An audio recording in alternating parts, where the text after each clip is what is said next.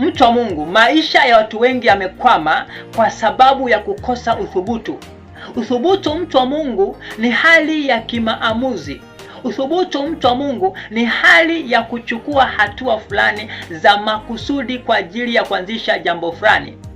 Uthubutu, mtu wa Mungu, ni hali ya kujionyesha au kujitambulisha kwa watu kwa kile ulichonacho ndani yako. Maisha ya watu wengi yamekwama kwa sababu tu wamekaa wakisubiria kwanza washikwe mikono na watu fulani.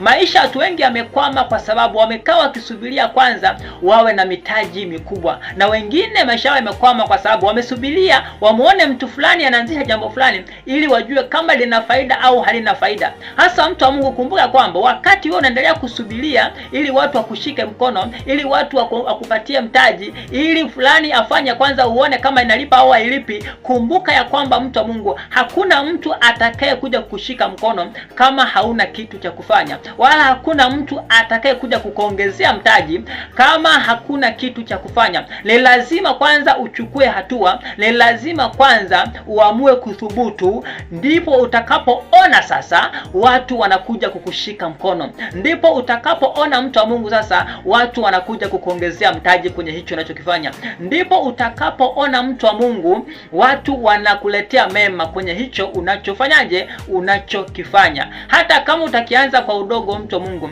ni lazima kitakuwa, kwa sababu hakuna ambacho kimeshawahi kuwa kikubwa bila kupitia mchakato wa kukua.